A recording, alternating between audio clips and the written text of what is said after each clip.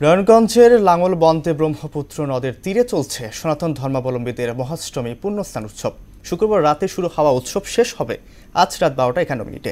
এতে অংশ নিতে বিভিন্ন জেলা থেকে লাঙ্গলবন্দে এসেছেন সনাতন ধর্মাবলম্বীরা। উৎসব ঘিরে নিরাপত্তা জোরদার করেছে প্রশাসন। আজমির ইসলামের প্রতিবেদন জানাচ্ছেন শারমিন স্বর্ণা।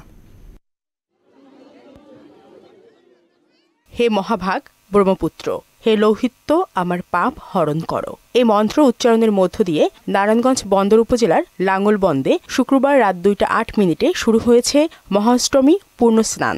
প্রতি বছর চৈত্র মাসের শুক্লপক্ষে লাঙ্গলবন্দের ব্রহ্মপুত্র নদে স্নান করতে আসেন দেশ বিদেশের কয়েক লাখ সনাতন ধর্মাবলম্বী। স্নানঘাটে ফুল, নারিকেল এবং বেল ও আমপাতা পিতৃকুলের উদ্দেশ্যে অর্পণ করেন।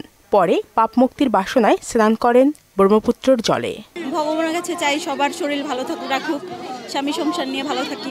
নিজের পরিবারের উন্নতি, নিজের উন্নতি এবং দেশের যে বর্তমান পরিস্থিতি সেটা যাতে ভালো থাকে এবং সবাই যাতে আমরা সুস্থ শান্তিতে সব ধর্মের মানুষ যাতে শান্তিতে বসবাস করতে পারে। স্নান উৎসব ঘিরে নদী তীর ঘিরে বসেছে লোকজ মেলা।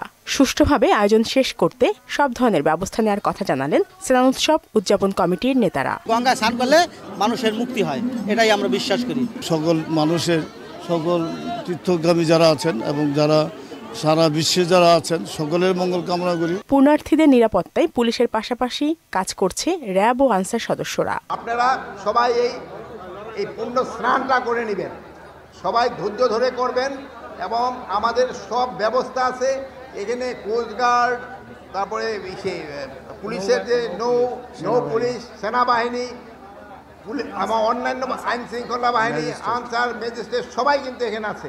আপনাদের সবাই কিন্তু আসছে আপনাদের সেবা দেওয়ার জন্য।